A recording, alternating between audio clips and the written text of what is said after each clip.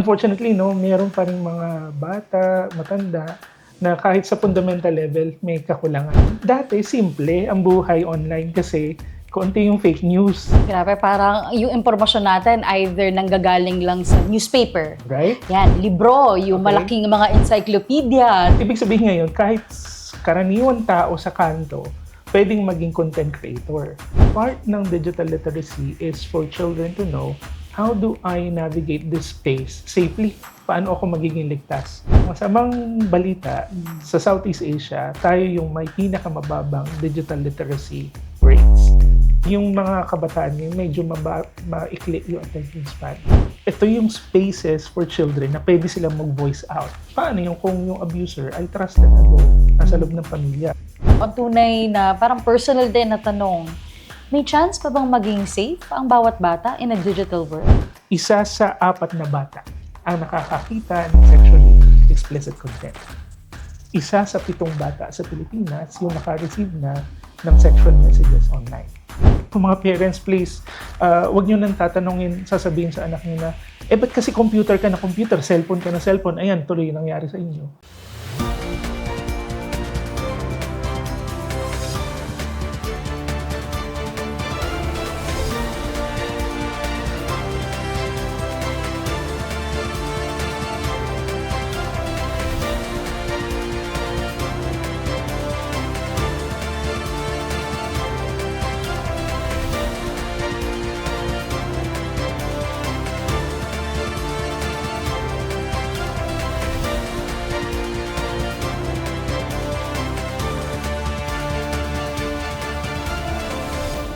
Batay sa mga research, may kita ang malaking pagtaas ng paggamit ng internet sa Pilipinas mula nung ito ay unang ipinakilala. Lalo pa itong tumaas mula noong panahon ng COVID-19 pandemic, kung saan naging bahagi na ng ating araw-araw na buhay ang digital world, mula sa pag-aaral, trabaho, hanggang sa pakikipag-socialize. Ika nga nila, digital is the new playground. Pero ang tanong, gaano nga ba tayo kahanda sa mga panganib at oportunidad na dala ng online world? Ako nga pala si Ms. Debs Bartolo at makakasama niyo ako sa pagtalakay sa mga tanong na ano nga ba ang digital literacy at bakit ito mahalaga? Tara, makinig at matuto. Welcome to Batang One TV. Maraming pag-aaral ang nagpapakita na dahil sa pag-usbong ng teknolohiya, mas nagiging engaging at enjoyable ang pag-aaral ng mga estudyante gamit ang digital tools at nagdudulot din ito ng mas aktibong partisipasyon sa mga literacy activities. Gayunpaman, kahit malinaw ang benepisyong dulot ng teknolohiya sa pamamagitan ng interactive platforms, ipinapakita pa rin ng ilang pag-aaral na nananatiling limitado ang epekto nito kung walang epektibo at angkop na teaching strategies. Bago natin talakayin ang mas malalim na issue ng digital world, para magkaroon tayo ng kaalaman kung ano nga ba ang digital literacy at bakit ito mahalagang maunawaan, lalo na sa ating mga batang one, makakasama natin ang kasalukuyang child protection at online safety specialist ng Stairway Foundation. Meron siyang mahigit 2 dekada ng karanasan sa pagpapaunlad ng child safeguarding at pagpigil sa online sexual abuse at exploitation sa buong Asya. Siya rin ay nakatutok sa pulisiya, pagpapalakas ng kapasidad, at pagpapahusay ng mga sistema na lumikha ng mas ligtas at mas responsable na kapaligiran para sa mga bata. Tulad ng Batang One TV, siya rin ay may isang bisyon kung saan ang bawat bata, online man o offline, ay dapat ligtas, naririnig at may kapangyarihan sa kanilang buhay. Let's all welcome Mr. Ace Biloy. Hello po, Sir Ace. Kamusta po? Kamusta ang biyahe natin ngayong araw? Ay, Ate Debs, okay naman. Medyo busy kasi National Children's Month, pero okay, masaya. Well, every year kasi talagang sineselebrate yung National Children's Month sa Pilipinas every November. So, ito yung buwan na halos lahat ng government agencies, civil society organizations, youth groups busy. Kasi ito yung buwan na kailangan paigtingin natin yung pagtawag sa pagpapaigting ng karapatan ng mga bata. So, advocacy all throughout. So, napakaraming events this November for the National Children's Month. Ayan, no? At maraming salamat po sa pagpapaunlak din ng aming imbitasyon. Alam nyo, yung topic ngayong araw ay napaka-importante, lalo na for sure sa ating mga manonood, no? Kasi yung usapin ng digital literacy, hindi lang ito pang National Children's Month, pero pang buong taon, tayo ay araw-araw na humaharap sa mga gadget. All the more yung ating mga bata, no? So, napaka-exciting ng ating discussion for today. Ako, personally, no, gusto kong marinig at mas matuto pa tungkol dito kasi may mga pamangkin din po ako, no? Sila ay age 11 and 14 at sila ay grabe na yung pagtutok sa cellphone. Kaya paano nga ba natin mapoprotektahan yung ating mga bata, no? Kaya excited po kaming makinig at matuto po sa inyo ngayong araw. Punta po tayo sa ating unang tanong, no? Paano nga ba natin i-define ang digital literacy at bakit ito kasing halaga ng basic learning skills ng mga bata ngayon?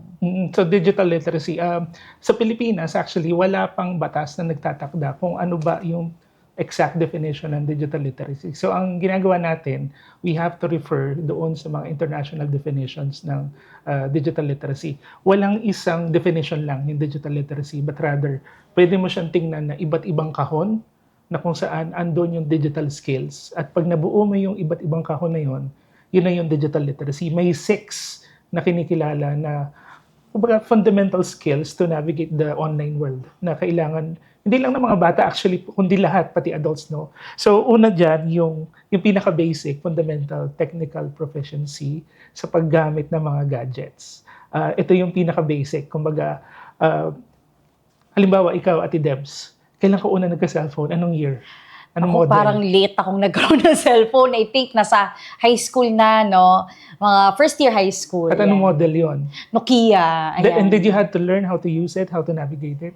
Did you have to read the manual? Ganun ba? Dahil simple lang kasi siya, parang snakes lang naman din yung nagagawa ko doon, no? Sa cellphone na yon. Pero may ilan ding parang kailangan pang aralin doon Oo. sa ano na yon, sa app na yon. Kasi iba-iba siya eh. Sobrang bago sa atin yan. So nung panahon natin, ganun siya noong mga siguro 80s, 90s, nung una na introduce yung digital technology, kailangan pag-aralan.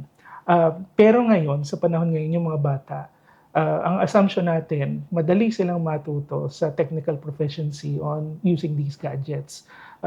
Nevertheless, importante pa rin na alam nila kung paano yung ibang, not only hardware but also software. Halimbawa, paggamit ng mga online tools and digital tools like office applications, etc. So yun yung unang component ng digital literacy, yung technical proficiency. So yun yung base level, pinaka-fundamental.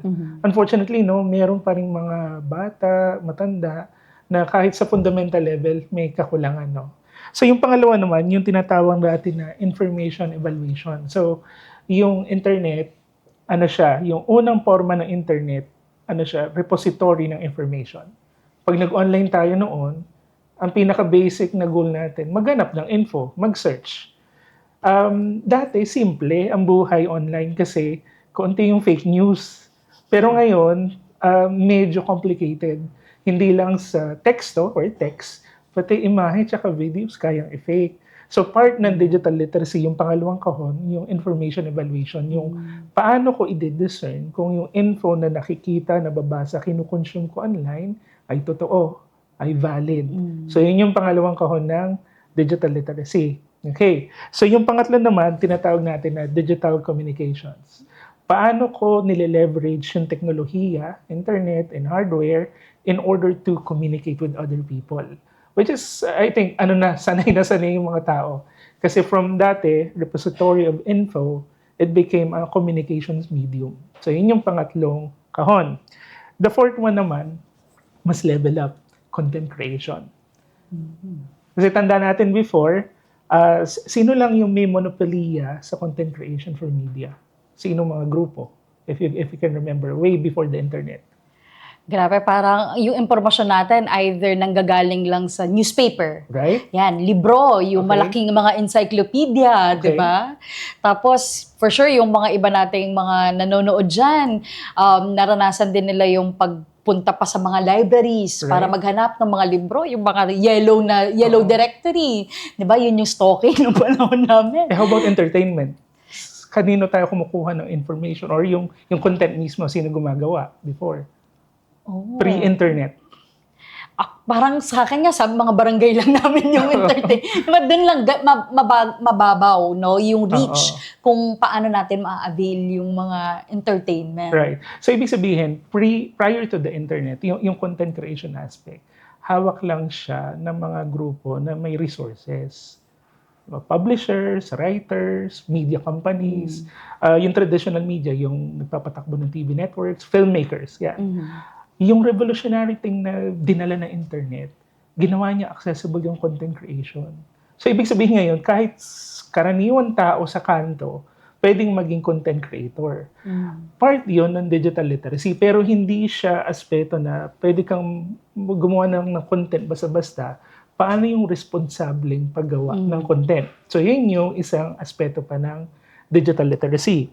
Then, the fifth one is yung safety online.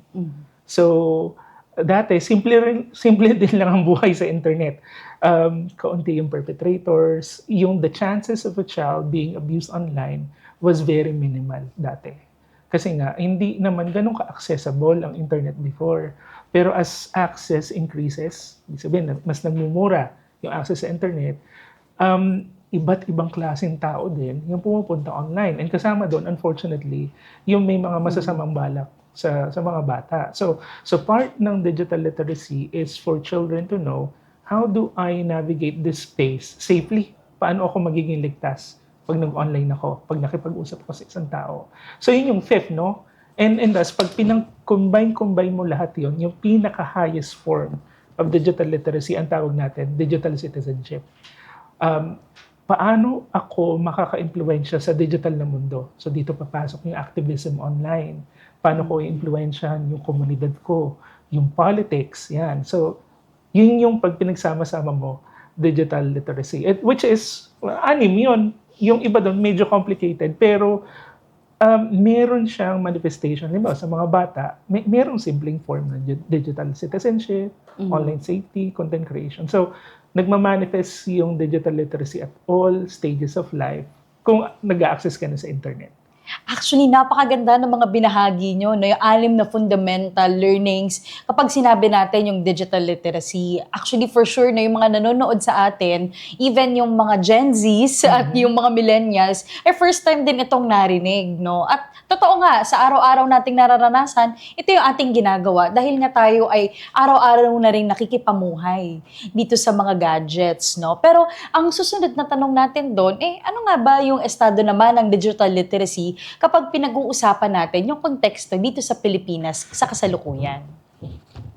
Medyo mabigat, no? Yung information kasi, yung isang aspeto ng digital literacy, yung pinaka-basic na dapat pag-usapan, access muna. Kasi walang digital literacy kung walang access sa technology. Sa Pilipinas, actually, mataas yung internet penetration rate, o yung access. Ibig sabihin, majority ng mga tao sa Pilipinas, I think 9 out of 10 would have internet connectivity. Pero yung internet connectivity, hindi pa rin pare-pareho. So, mataas yung internet access, pero mababa yung rate ng mga tao na kung saan consistent at reliable yung internet connectivity and technology access nila. So, hindi match yung datos, no? So, okay, na-establish natin may access. Ngayon, may mga pag-aaral at studies, no, na sumusukat ng digital literacy rate ng iba't ibang bansa. Ang masamang balita, sa Southeast Asia, tayo yung may pinakamababang digital literacy rates, unfortunately. Nagre-reflect yan doon sa mga studies sa mga schools across Southeast Asia. So, yun yung unfortunately estado ng digital literacy sa atin, sa Pilipinas right now. Pero 'di ba, yun nga pag pinag-uusapan yung digital literacy, iba siya no doon sa exposure kasi kung pag-uusapan naman yung exposure ng mga Pilipino, parang sa lahat ng kantong madadaanan natin, puro kaharap lang nila ay gadgets, 'di ba? So bakit po may gap din doon sa pag-uusap natin ng digital literacy at doon sa taas din ng exposure ng ating mga bata pagdating sa mga gadgets? So kasi nga yung digital literacy, hindi automatic na kapag expose yung bata sa gadget, sa internet, ay meron digital literacy. Kasi ang digital literacy ay pinag-aaralan. So parang imagine mo sa offline or in person, no? yung literacy, yung basic literacy, reading, writing, math, etc., hindi siya skills na automatic na-acquire. So, kailangan dumaan ka sa pag-aaral, sa school, di ba? Sa bahay, para ma-acquire mo yung literacy skills na yon. So, kung ihahalin tulad mo siya sa digital literacy, hindi automatic na pag binigyan mo ng libro yung bata, matututo siya. Hindi automatic na pag binigyan mo ng gadget, nag-access sa internet, may digital literacy siya. Dahil nga komplikado, 6 na layers yung digital literacy, ibig sabihin, may mga duty bearers na may responsibilidad magturo sa mga bata. Kaya lang nga, yung digital literacy education sa atin medyo challenging kasi, oo, merong ilang mga subject areas na ine-embed si digital literacy, pero dahil nga walang guiding law or legislation na nagsasabing, ito yung digital literacy, ito yung dapat ituro sa schools. Medyo yung implementation challenging kasi depende sa kakayanan ni teacher, depende kung meron bang available materials para ituro ito. Tapos nga, walang standards kung paano ko ituturo yung digital literacy. So, yun yung pwedeng paliwanag kung bakit ang taas ng internet penetration rate sa Pilipinas. Bawat kanto may blogger, bawat bata kahit 4 years old may Facebook, pero bakit mababa yung digital literacy? Kasi digital literacy is not only about using gadgets, but rather paano ba yung individual, kesyo bata man siya o matanda, ay nile-leverage yung teknolohiya in a positive and responsible way. So yun yung Napakaganda. paliwanag doon. Opo, napakaganda ng inyong pagbabahagi kasi tama nga naman na paano nga ba natin tinatanggap, paano natin dinadigest yung mga impormasyon at paano nga natin nakukuha na tayo ay magamit natin on its full potential. Yes, exactly. Yung digital platforms na meron tayo, no? Ngayon naman, punta tayo dun sa tanong na, ano ba sa tingin nyo, yung mga factors naman sa mga sinasabi nating pagkakaroon ng mataas na exposure ng mga bata sa gadgets at sa internet? Okay, factors. Yung konsepto muna ng digital natives. Yeah, digital natives. Basically, yung generation ng mga bata ngayon, pinanganak sila na normal na expose sila sa technology, naka-ingrain na sa buhay nila.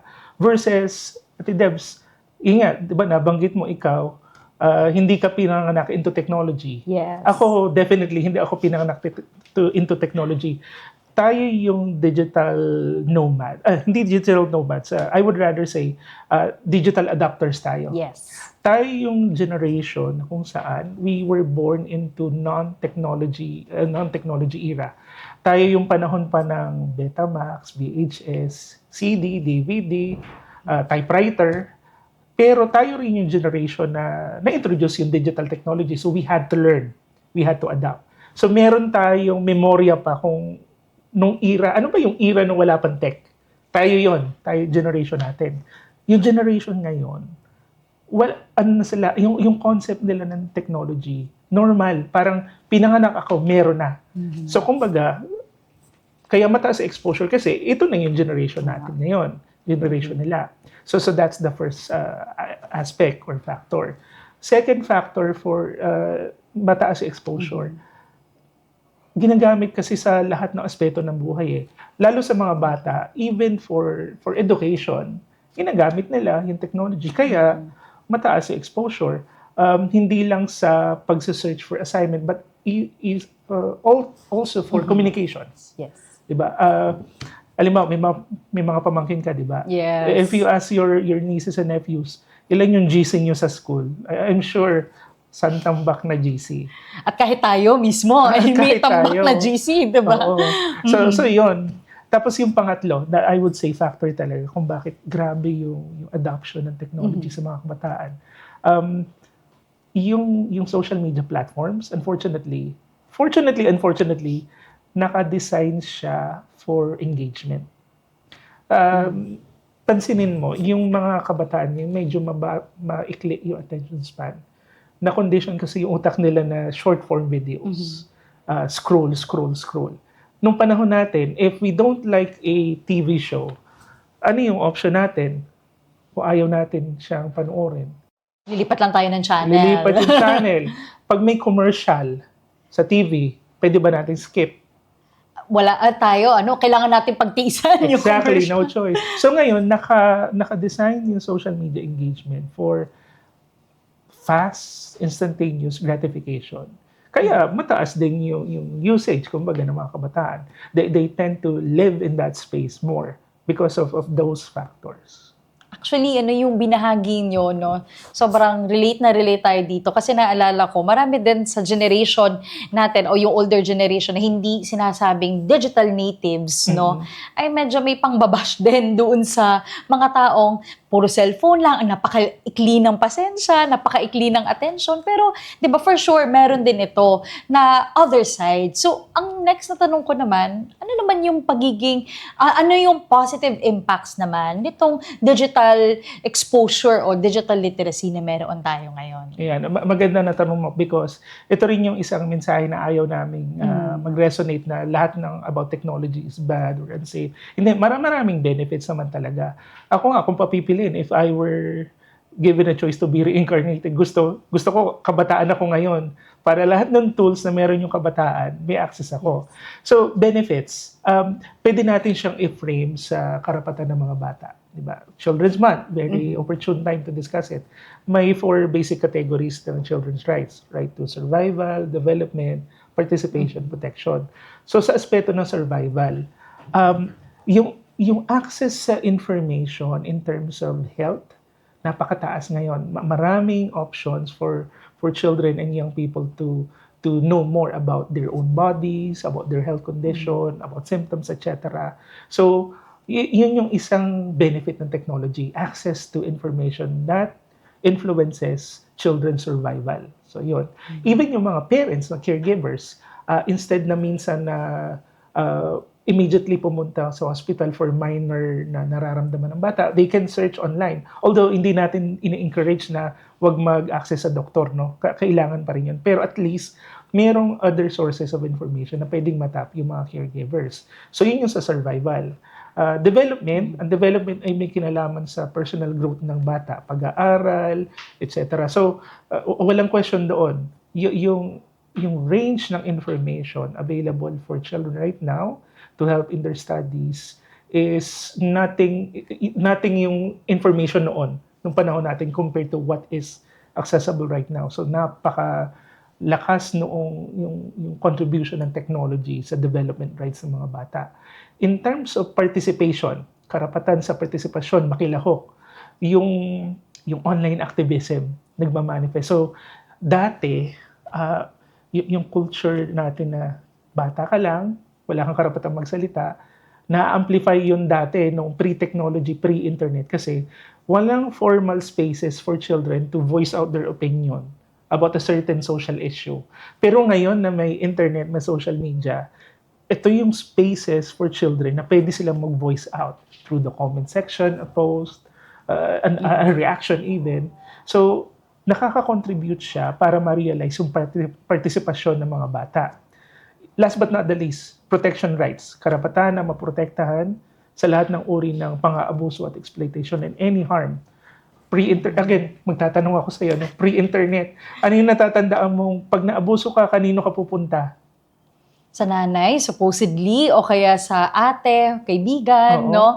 Mas doon sa may trust kung kanino kami tiwala. So yun yung immediate tao. mo. How about yung parang pangmasmasa na messaging? Kanino ka tatawag, etc. Parang parang hindi ganun ka-aware, hindi mataas yung awareness natin sa ganun. Kaya minsan din, parang kinikim-kim na lang, no? So, among friends na lang yung nakakaalam na may ganung naging experience. So sa protection rights, I think pinakamalaking contribution ng technology in the internet is yung accessibility ng reporting helplines. Kasi before, ang usual is magsumbong ka doon sa trusted adults mo.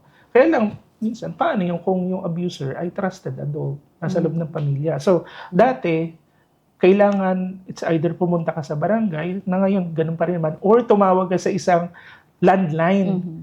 Kaya lang, paano mo ma-expect yung bata tatawag sa landline? Hindi yun accessible. Ngayon, fast forward, internet era, social media era, yung mga helplines na yun, they're also existing in social media, which is accessible to children. So, ang goal, ang challenge na lang, ipakalat yung info about the accessible helplines. And if a child decides to report, bawas na yung barrier for reporting. Kasi yung access andoon na. Whereas before, paano ko tatawag sa landline? Wala kaming landline sa bahay, wala akong pambayad sa payphone. Pero ngayon, may free messenger, kaya akong mag-message dun sa helpline na yun.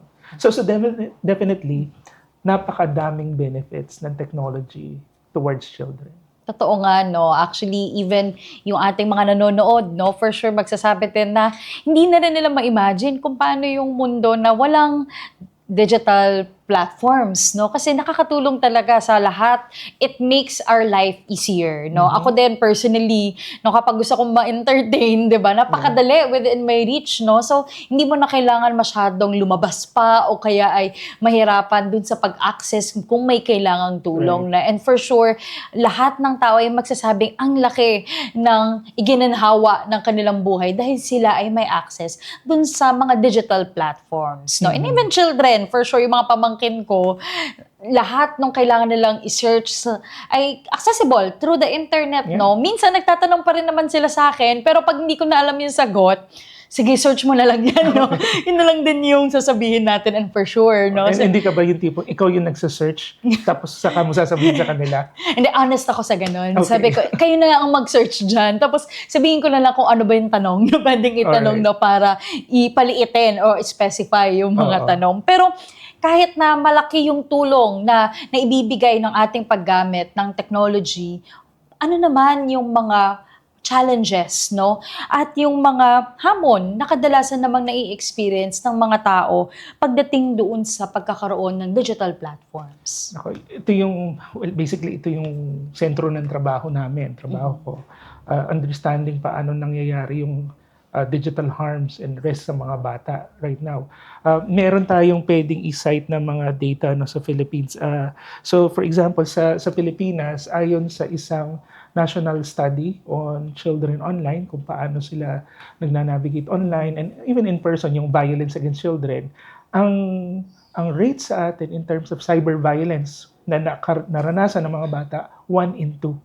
So, isa sa 2 bata sa Pilipinas, yung nakaranas na ng iba't ibang forms ng cyber violence. Kaya lang, general yon, iba't ibang forms ng cyber violence. Ngayon, kung pag-uusapan natin yung extreme forms, yung online sexual abuse and exploitation of children, pwede natin siyang maintindihan sa 4 categories, no? So, 4 categories.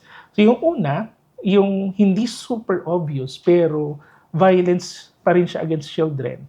Ang bata ay pwedeng makaranas ng harm through exposure through inappropriate content online. So imaginein mo, isang bata nagbabrowse online, may nakitang age-inappropriate content, halimbawa sexually explicit material.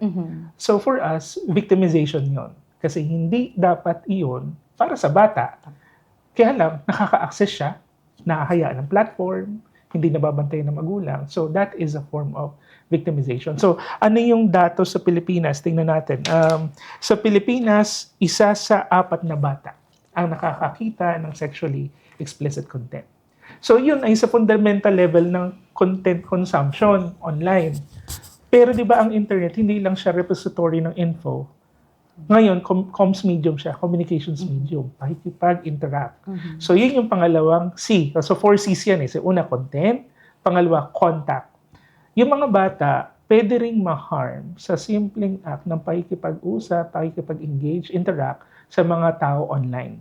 So, nangyayari yun through usually online grooming.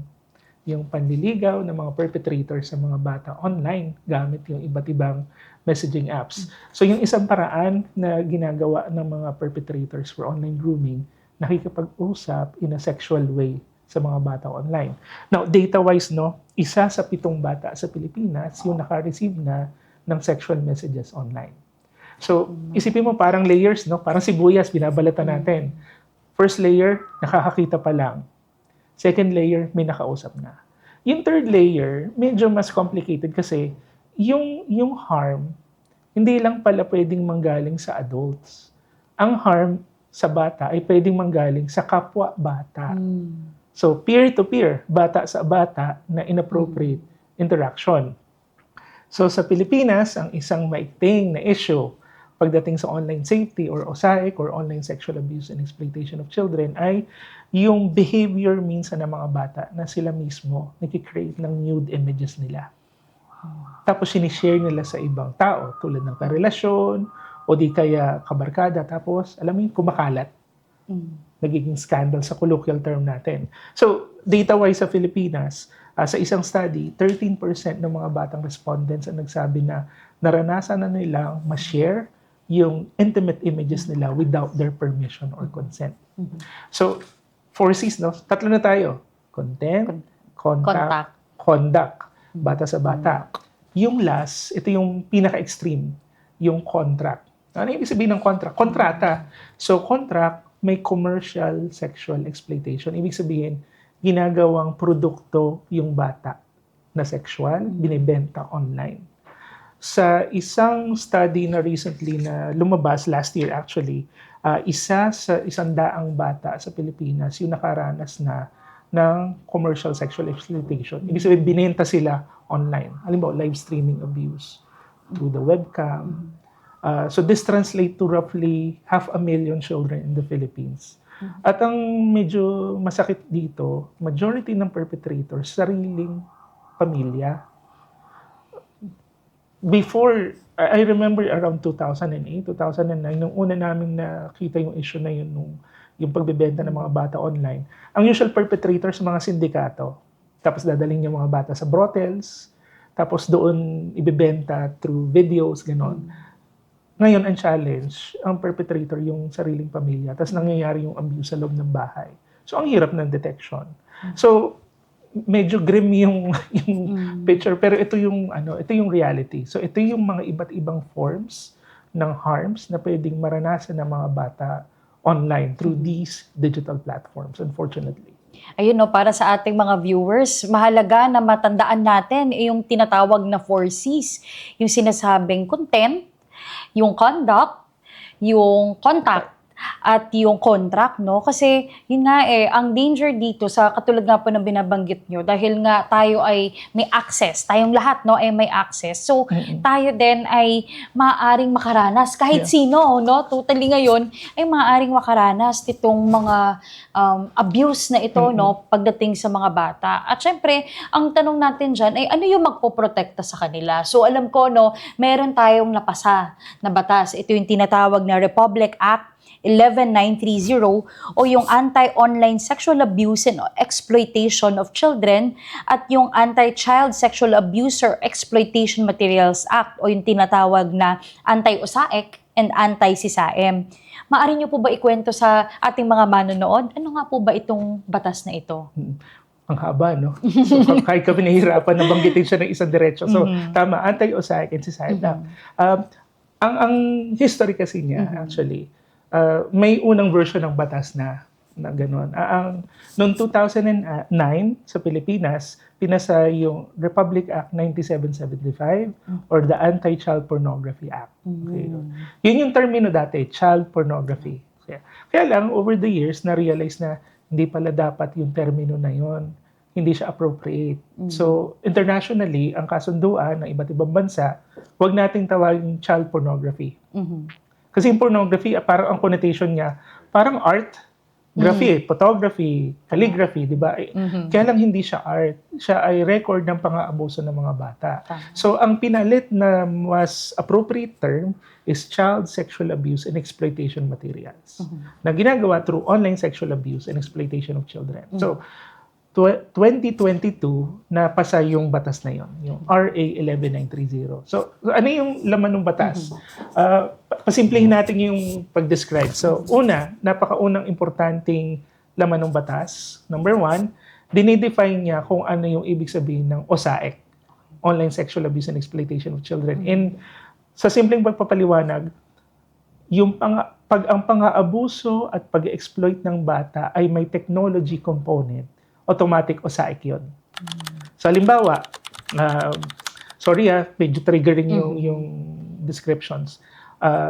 Kapag ang isang bata ay ni-rape ng kanyang tatay, nangyayari, incest, tapos pag ni-record ng tatay through video, yung rape, at in-upload sa internet, or kahit hindi in-upload, basta ni-record sa digital device, then it becomes OSAIC. Kailangan may technology component. Ano pa iba example?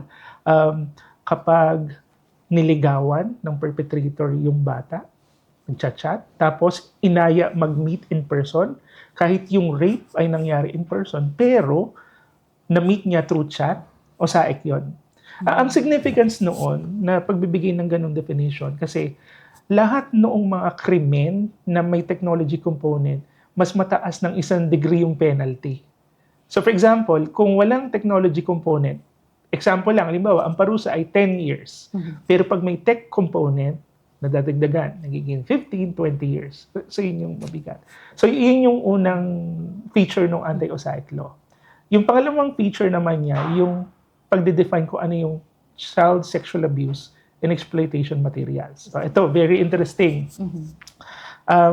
Yung CSAM, depiction ng bata, nakita yung private body parts niya o di kaya ginagawa ng sexual abuse or sexual act. Tapos ni-record digitally. So yun yung CSAM. Pero may dagdag na definition yung CSAM sa Pilipinas. So pwedeng ang dinedepict tunay na bata. So ang edad ng bata below 18. Yun yung bata, di ba? Below 18. Pero pag CSAM, pwede ring hindi, pwedeng above 18. Pero pinagmumukhang bata. Na-imagine mo yun, yung potential no, na hindi, adult yun nasa video or picture, pero ang depiction niya, pinagmumukha siyang bata. So, ibig sabihin, hindi pwedeng makawala yung mga gumagawa noon. Hindi nila pwedeng sabihin, 22 na to, pero pinuportray mo kasi na parang bata. So, sisain pa rin yun. And the third one is, pwedeng hindi tunay na tao. Ano ibig sabihin? Halimbawa, may animation, cartoons. Tapos yung cartoons, ang pinapakita bata, inaabuso. Hindi pwedeng maging defense ng creator na, ay, hindi naman tunay na tao to. Hindi. Under our law, kahit ganun, pwedeng ma-prosecute. So yun yung dalawang pinaka-basic features. Tapos, nilista niya na bawal gumawa noon, bawal mag-produce, bawal mag-save, bawal mag-share, etc. So yun yung anti-OSAIC law. So ano siya, actually napakalawak, maganda yung legislation na yun. Ayun no, napakaganda ng feature ng batas. Pero ako, ang katanungan ko, paano naman yung tracking nito, 'di ba? Kasi nga online siya. So paano natin siya malalaman kung sino yung gumagawa nun? Sige, so may dalawang paraan para matrack. Number 1, kailangan may mag-report. Yung mga victims mag-disclose, mag-report. Number 2, kailangan actively hanapin ng law enforcement. So, unahin muna natin sa reporting. Sa Pilipinas, unfortunately, majority ng reports ay hindi nanggagaling sa mga victims. So mababa yung reporting rate sa Pilipinas. Kasi nga, ano pa rin siya, considered culture of shame, culture of taboo. So mababa yung reporting rates. At maraming bata, alam mo, hindi nila alam na abuse na pala o OSAIC na pala yung ginagawa sa kanila. Nare-realize lang nila pag naka-receive ng education session. Saka lang nagdi-disclose. Number 2, yung tracking ng law enforcement. Majority ng law enforcement tracking sa atin, yung tips, law enforcement tips, nanggagaling sa ibang bansa. So, nakakita sila ng CSAM sa kanilang investigation, i-alert nila yung local law enforcement. Kasi nga, challenging technology-wise, hindi naman kasi tayo kasing tech-savvy or tech-capable ng iba, tulad ng ibang bansa, tulad ng sa atin in terms of the gadgets na ginagamit ng law enforcement, may limitation. Kaya ang binabang sana namin, yung encouraging reporting. Kaya lang nga, tulad nga nung nabanggit ko, marami sa mga bata, maaring hindi nila alam, abuse na yung nangyayari sa kanila. So, kailangan may nudge na tinatawag. So, yung nudge na yun yung education. So, maraming instances, examples na nag-education session yung isang organization about, ito yung abuse, ito yung OSAIC, CSAM. Tapos yung bata, after the session, sasabihin, yung pala yung ginagawa sa akin. Tapos nag-disclose siya sa teacher. Yun, na-report. So ganun, yun yung importansya ng educating children, not only about digital literacy, but about cyber safety in general.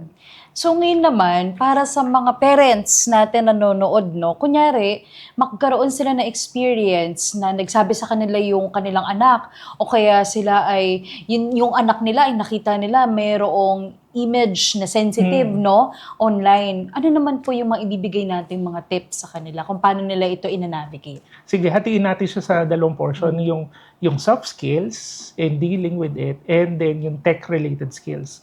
Importante yung soft skills. Anong ibig sabihin nito? Number one, kapag nagsabi yung bata na, nanay, tatay, yung picture ko kumakalat, ganito nakahubad. Dapat yung parent, wag niya i-blame yung anak niya. Kasi ang pinakamalaking factor kaya hindi nagtutuloy ng disclosure ang bata ay victim blaming. Mantakin mo na biktima ka na nga, tapos ikaw pa yung may kasalanan.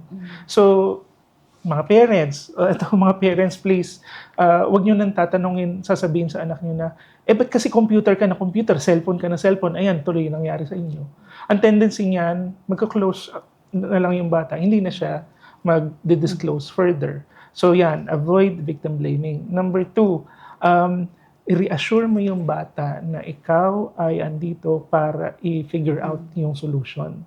Hindi ka maghahanap ng blame o ng problema na additional, kundi let's navigate this and try to figure out paano natin siya masusolusyonan. Yung bata, lumalapit sa'yo, whether you're a parent, you're a teacher, you're a tita or tito, lumapit siya sa'yo kasi the child sees you as a trusted adult. So, ibig sabihin, kumukuha siya ng lakas ng loob sa'yo. So, you have to be that bastion of strength kapag lumapit yung bata. So, basically, ang sinasabi ko, kailangan maramdaman ng bata na safe siya kapag nag-disclose sa'yo. Hindi mo siya i-judge, hindi mo siya i-blame. So, yun yung soft skills part, no?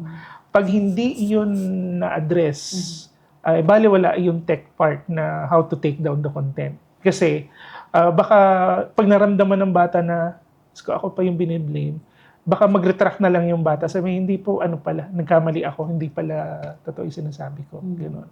So, yun na. Once you've established that trust, that feeling of safety sa bata, bilang adult, ito na yung responsibilidad mo, how to navigate this complex issue. So, ang lagi namin sinasabi, number one, take screenshots and save the URL, yung web address, no, kung saan nangyari yung abuse na yun, kumalat yung imahe. Save the post, save the date of the post, etc. So, screenshots. Number two, may dalawang routes, no? Meron kasi na mga bata at families, halimbawa, kumalit yung intimate images, ang goal nila, patanggal lang. Pero alam nila na minsan complicated na habulin yung nagpakalat. No? So, hindi ko sinasabing wag habulin. Sinasabi ko na may option naman na kung gusto mo ipatanggal lang. So, kung ipapatanggal mo, mayroong platform ngayon, ang tawag Take It Down. The Take It Down platform. So, i-Google search lang nila, Take It Down, lalabas yung platform na yun. So, ano yung Take It Down? Basically, gamit yung device kung saan nakasave yung intimate image ng bata, yung naked image ng bata. When you navigate to that platform, bibigyan mo ng permiso yung platform na tingnan yung galleries ng mobile device. Hindi i-upload, tingnan lang. Tapos, pag tinuro mo siya doon sa picture na yon na gusto mong i-report or video, ang gagawin ng platform, mag-embed ng digital hash. Ano yung simpleng paliwanag? Parang fingerprint. Di ba lahat tayo may fingerprint iba-iba? Mag-a-assign siya ng digital fingerprint for that particular image na gusto mong i-report. So, hindi ina-upload the image, may digital fingerprint. So, yung digital fingerprint na yon, yung sa Take It Down, merong participating platforms, yung major SOCMED platforms. Meta, which covers Facebook, Instagram, IG, Instagram, and Threads. So, pag na-detect nung participating platform na yung fingerprint na to, digital fingerprint na to ng picture na to ay nag-hit doon sa kanilang platform, automatic tatanggalin yung image or video. So, hindi lang Meta, kasama yung TikTok, kasama ang X na dating Twitter, at even yung ilang adult sites kasama. Kasi minsan, yung mga ganong images, ina-upload sa adult websites. Sa mga adult websites na pinagkakakitaan. So, yon participating din sila. So yon, Take It Down. That's one actual tool. Another one is, ini-encourage namin kung sa Messenger nangyari, sa messaging apps, may options for reporting inside the messaging apps. Um, hindi lang sometimes hindi lang mabilis, pero kailangan talaga i-report. Pag na-detect ng messaging app na ang nire-report mo ay tungkol sa bata, mataas yung priority nun. So ang tip namin lagi, pag nag-report through messaging apps, piliin yung subcategory na I'm reporting someone who is under 18. Kasi ibig sabihin, umiisog yun sa pila ng mas mabilis. Na priority. Oo. Ngayon, if they want to report to others and not do the self-reporting, may mga helplines dito sa Pilipinas na pwedeng tawagan. So, number 1, yung CWC or Council for the Welfare of Children, Makabata Helpline. So, yan na lang natin yung helpline. No? So, yung Makabata Helpline is i-search lang nila. So, mayroong toll-free. So, i-search lang sa Facebook, lalabas, Makabata Helpline. Merong email, may cellphone number, even messenger. So, ang ginagawa ng Makabata Helpline, sila yung nagko-coordinate sa agencies na dapat tumulong sa bata. So, instead na yung bata yung tatawag sa police, yung family, pwedeng sila yung magre-refer, kakausap sa police, tapos itatrack nila kung ano yung progress. So, yun yung sa CWC Makabata Helpline. Meron naman sa DepEd, school-based, yung DepEd Telesafe Contact Center. Ang number niya ay 33733. Yun. So, kung school-based. So, yun yung nare-recommend namin. Kasi yung helplines na yun, parang clearinghouse. So, sila yung magdedetermine na, ito, kailangan itawag na natin sa police. So, sila yung direct na kokonekta sa police or sa DSWD or sa local government unit. So, ito yung mga options. Pero, wrapping up doon sa pagtulong ng parents sa bata. No? At the end of the day, prevention is still better. No? So, kami, ang lagi namin sinasabi, walang papalit doon sa trusting relationship between a parent and the children. Kasi, pag yung mga bata, pakiramdam nila ay trusted adult yung parent nila na pwede mag-open up, sa early signs ng distress online, pwedeng magsabi yung bata at baka ma-disrupt bago siya tumuloy doon sa mas serious forms of abuse. So, yung parenting, napaka-importante talaga. Ayan, maraming salamat sa naging sharing nyo, Kuya Ace, no? At again, no, para sa ating mga nanonood, mahalaga yung mga na-share niya na reporting, no, mechanisms natin. Kasi hindi natin alam kung kailan pwedeng mangyari sa atin ito, no? Pero ako siguro, ang tunay na parang personal din na tanong, may chance pa bang maging safe ang bawat bata in a digital world? Oh yes, definitely naman. Kailangan lang natin siyang tingnan sa aspeto na dapat cliché siya pakinggan, pero it really takes a village to raise a child, and thus it takes a village to protect children. Hindi siya trabaho lang ng isang sektor. So napaka-importante, lahat ng sektor working with children are involved. Whether LGU yan, law enforcement, social welfare, the family, the church, the school. So masasabi ko, malaki yung chance na maging safe ang mga bata sa Pilipinas online. Basta nga, andun yung goal, yung drive ng bawat isa na duty-bearer stakeholders na gawin yung parte nila. So, yung mga podcast na tulad nito, nakakatulong siya sa whole bigger scheme of things kasi it delivers awareness, information to those who might not normally hear these kinds of messages. So, yun. So, dapat systems level. Lahat nagtutulong-tulong para gawing ligtas yung mga bata, both in person and online. Yung sa aspeto ng leveraging technologies, huwag tayong matakot na gumamit ng teknolohiya to make our lives easier and better.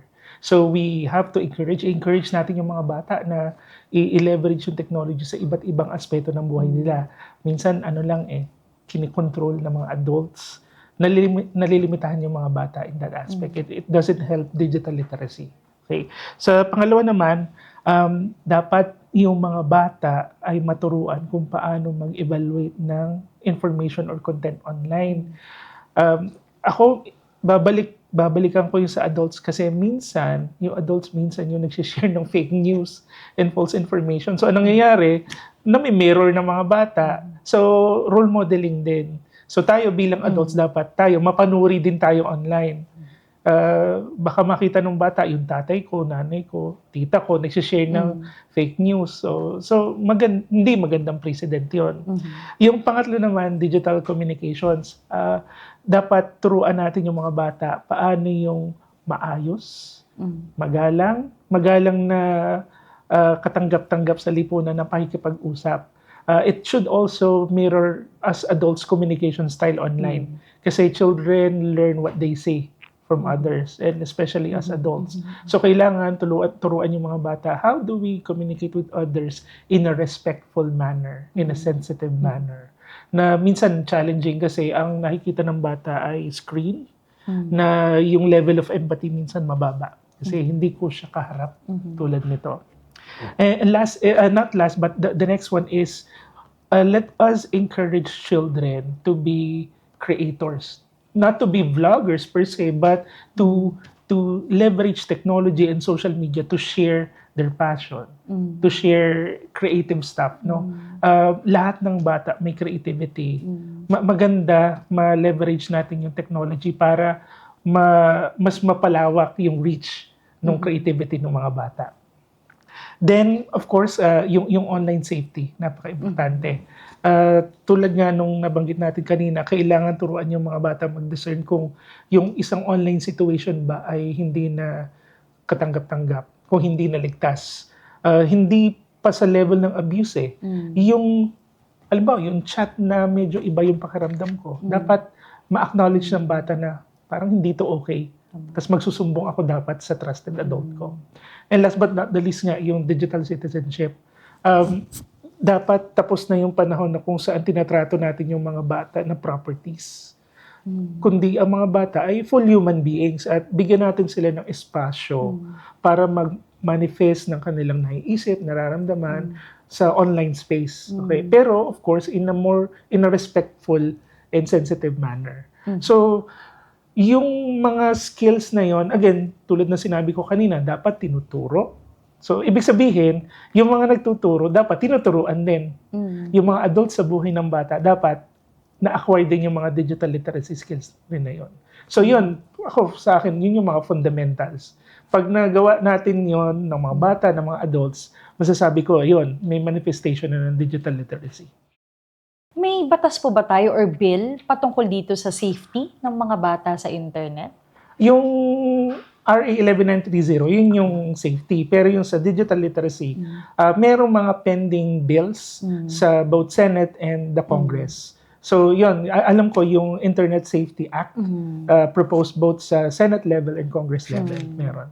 So yun nga, so merong mga pending bills in relation to internet safety education both sa Senate at sa Congress.